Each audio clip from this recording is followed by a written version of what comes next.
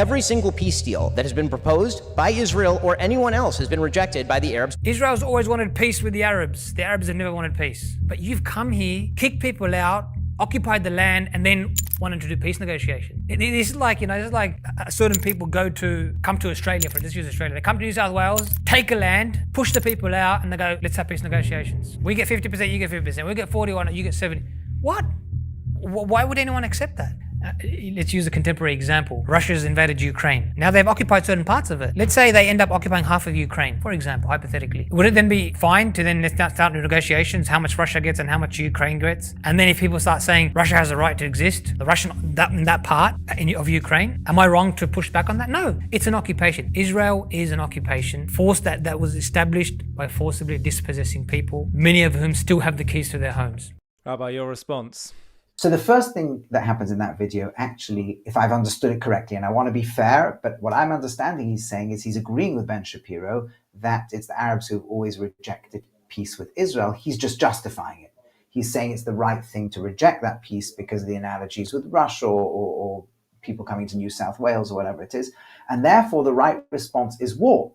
Right? That was Ben Shapiro's point. That's what that side wants. I think he wants it. Now, the war to destroy Israel, I don't know what his plan is, but presumably he wants people like Hamas or whoever it is to succeed in completely destroying Israel. I hope he doesn't want 9 million Jews to be killed, although that's pretty much the inevitable consequence of such a war, which is what they're always speaking about. But let's judge him favorably. Maybe he's got some other plan for some miraculous way in which these Jews will just, I don't know what, who knows what will happen to them. But yes, he's saying we want war, not peace, and that's justified. So now let's get into the core of his argument, because it is a pretty horrific position to be holding onto, but it is the position of Hamas, and it has been the position of the Palestinian leadership consistently since before the State of Israel even started, right? Since before 1948, and we'll come to that in a minute. But let's look at the analogy to Russia moving into Ukraine, or white settlers coming into New South Wales. They're people who already have a country in which they're all established as citizens, and they move somewhere else in the world to dominate and control it. The Jewish people are absolutely not like that. The Jewish people are the indigenous population of the land of Israel, who were thrown out 2,000 years ago, who've always been in a state of perpetual protest, who've always been saying, our only home is Israel. We want to return. They didn't have the ability to return under a lot of Christian and Muslim control. And also with the technologies that were available at the time, travel was incredibly dangerous. Most people lived in the village they were in almost their whole life. The agriculture of the land was very limited in what it could support, and Jews couldn't return there. And when they got the chance to finally pick up and go back to the only place we've ever been able to call home, the only home we've ever had, an indigenous population coming back home, the settlement was almost all exclusively out of the friction areas of the Arab population. Apart from Jerusalem, where there was already a strong Jewish majority by the time the British even came in, right? In most areas, they were settling Tel Aviv. Further south was Jaffa, the Jaffa port, where the Arabs were. The Jews were settling in Tel Aviv, in Herzliya, in Netanya, in Petach Tikva, in all these areas, draining swamps, buying the land absolutely legally and settling it. Almost always empty land. Not that there weren't Arabs in other parts of the land, there were. Right? Some people like to over-exaggerate. There were no Arabs. That's not true. There were Arab populations there, in Jenin, in Nablus, in all these sorts of areas. But the Jews were buying up land from the landlords under the Ottoman Empire and settling new communities there, returning home. Yes, the local Arabs also have a right to the land. And I think this whole idea that only one side ever has the right to land is not true. Both sides can have a right to the land. And that's where the partition plans came in. Let's divide the land. What stopped it was not a single Arab losing their home. That happened in 1948, because the 1948 war to try to destroy Israel. And as Israel counterattacked and the Arabs fled their homes, that's what happened. But in terms of the war to destroy the Jewish settlement of Israel, that starts in 1920s. Hajj al-Amin Husseini, the Mufti of Jerusalem, decides for religious reasons that we cannot possibly have in the Dar al-Islam, in the middle of Islamic lands in the Middle East, historic Islamic lands, we cannot have a non-Muslim entity ruling. It has to be destroyed. And that begins the riots and the pogrom, destroying Jewish communities in Israel, 28 years before there's even a state of Israel. And that's why even in the run-up to Israel, every time there was an offer of let's divide the land, both sides have a claim to the land, right? There hasn't been an independent country in this land for millennia, since the Jews were here. There's been empires, but now we're going to break it into countries and create new borders and boundaries. So let's put a border where there's an Arab majority. Let's put a border where there's a Jewish majority. And there's going to be a lot of Jewish immigration coming in. And that's fact. And the answer was no before a single Arab was even out their homes. No to the Peel Commission. No to the 1947 partition plan. No to the 1948 two-state solution, which Israel, the Jewish population, accepted. No after the 1967 war with the Khartoum conference, no peace, no recognition, no negotiation, no at the end of the Oslo Accord negotiations, no when Ehud Olmert offered Mahmoud Abbas, no. And as this particular video also says, no peace, the war to destroy the settlement of Jews, as they would call it, in the Dar al-Islam. That's really what it's about. The war to destroy Israel. And that's what people don't realize. What Hamas are doing is a continuation of this 100 years war to destroy Israel. Ali, I want to say this. Do you think I don't cry when we see and hear Palestinian deaths? I'm sure you do too, right? We don't want to see Palestinians dying. We don't want to see Palestinians stuck in refugee camps. We don't want occupation. Most Israelis don't want it and would willingly give it up if they thought there could be peace. But somebody in that world has to take leadership and not like that video and say, you know what? We might both have claims to the whole land. We're not both going to get the whole land. Let's divide and live in peace with each other. And let's stop making videos justifying the war to destroy Israel and its 9 million Jewish citizens. Absolutely. And I think the thing that a lot of people don't appreciate is, I think there's this misconception that somehow Jewish people sort of en masse in the early 20th century just came in and displaced and conquered this territory and, just by force without any, seeking some kind of agreement or whatever. People don't understand. The displacement occurred because the Arabs refused to accept a partition plan. There didn't need to be any displacement whatsoever. All the land was purchased legally, and it was just the question of what do we now do with these two communities, and especially given that, as you say, there was once a Jewish sovereignty there, which Jewish people have been protesting against ever since they were exiled, and but there never was a Palestinian sovereign state there. But okay, you want to have some kind of state. Okay, so let's make a deal work here for both of us. And it's so clear to me that any objective person that looks at history can see that there really has been a qualitative moral difference between the Jewish side and the Arab side in terms of seeking peace and an arrangement that could work for everyone. Yeah, I push back on one or 2 points, or at least raise questions about 1 or 2 points. One is, yes, there was no Arab state before, but there were Arab people there before, right? And as the empires break into nationalism, as much as the Jordanians and the Iraqis, all these new countries that were going to be created, there's no good reason why there couldn't also be Palestinian Arab states. So I think we have to be fair. I wasn't challenging that. I'm simply saying that if one thinks. Well, yeah, I understand what I'm saying. But the other point, which I'll also push back in a different direction, is that the 1948 war and the refugees, we used to learn a narrative, and Palestinian kids learn a narrative, and that neither one's 100% correct. We used to learn as children that they left because the Syrian High Command told them to evacuate and leave so they could create a killing field to kill Jews.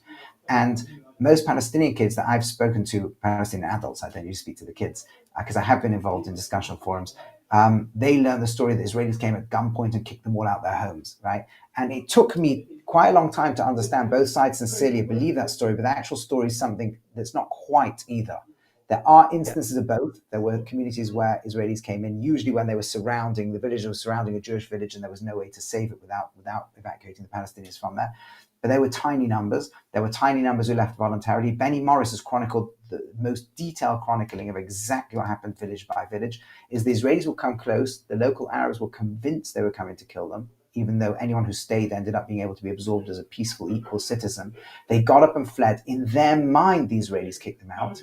When the Israelis turned up, they saw they'd gone. In their mind, it was the Syrian High Command. Now, that doesn't diminish the tragedy, but it just shows an example how you can have two narratives of exactly the same event, and it means something so different. And that, I think, has been running all the way through the conflict.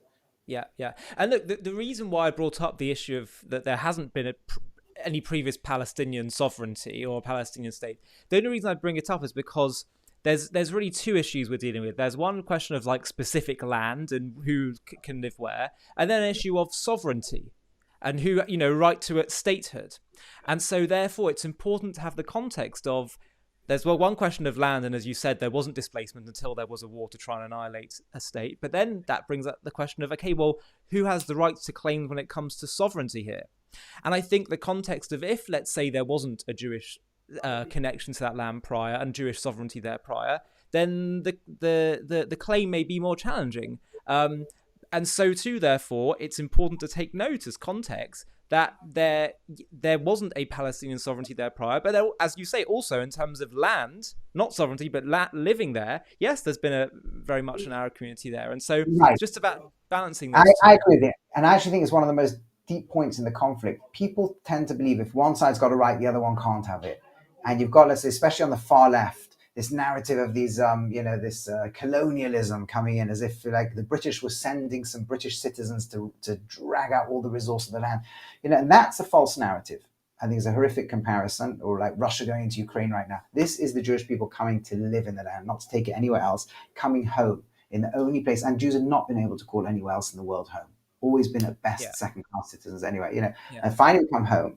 And the idea was not, no one's going to get kicked out, and no one needed to be kicked out of anything anywhere. Had they agreed to the peace. And in that video, he explains why they're not agreeing to the peace. All they want is the war to kick the Jews out. Yeah, but I do have to say, there is a big part of me that feels if the Palestinian leadership, even before, or let's say the Arab leadership, before there was a call for Palestinian nationalism, but let's say if it's always basically been hostile and been exterminationist in terms of Jewish sovereignty aspirations, and I can't really think of a leader that's ever been there that supported Jewish sovereignty, and we now see from polling that Hamas have 75% support. On the one hand, I hear the arguments that yes, let's try and re-educate, let's try and see if we can somehow change the culture, and we've got to keep extending our hand for peace. Another part of me says, one can only try that for so long. And I'm not saying that time has come yet where we have to stop. And I think one can only give so many chances to another side in good faith before one has to say, we have to look at this differently now, because you're just not prepared to accept the legitimacy of Israel. Yeah, I have a different take on it. Maybe we'll make another video and talk about different positions on this. I think in terms of the reaction. What I believe is, look, it took the Jews 2,000 years to fulfill the dream of returning home, right? We prayed for it every single day. Every Jew prayed for it 3 times a day. Every single time we ate food, that was the main prayer we made, is we want to go home. We also pray for peace. And if we wait 2,000 years, we waited 2,000 years to return home. Hopefully we don't need to wait 2,000 years for peace. But I don't give up on dreaming. Yes, you can't be naive. You got to know when you got to defend yourself. But at the same time, I think there's people need to be empathetic with the pain of the other and really learn to hear the story the other one has to tell. Right? I think Israelis have to be unafraid to hear the trauma Palestinians have been through. The Palestinians and Arabs generally need to, beyond Israel, the Syrians and other Arab groups who want to destroy Israel, need to be able to hear the narration story of Israel and what Israel's been through, what the Jewish people have been through, and what it meant to come home. And then 20, 30, 40 years after starting resettling the land, getting these massacres trying to kill us and wipe us out, right?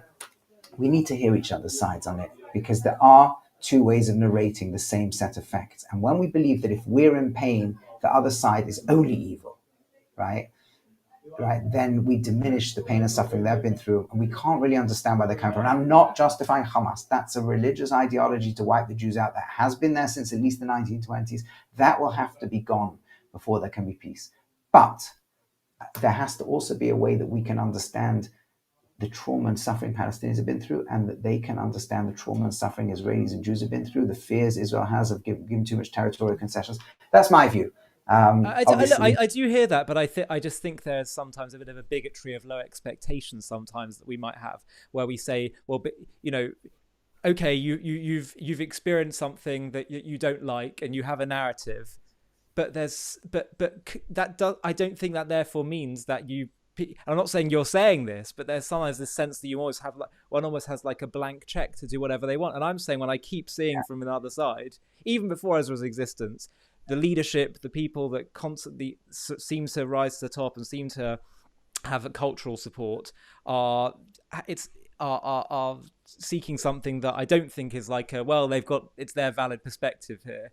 then I'm not being a radical pluralist, and I'm not saying the two sides have been equal in the amount of violence, aggression, and so on. I definitely agree with you. I think when you do line up all the events and the fact it's very clear, the main war has not been a war about whether Palestinians can have a land. The war's been about whether Jews can. And the war has been primarily a genocidal war to destroy the Jewish population of the land. Yeah. So I agree with you.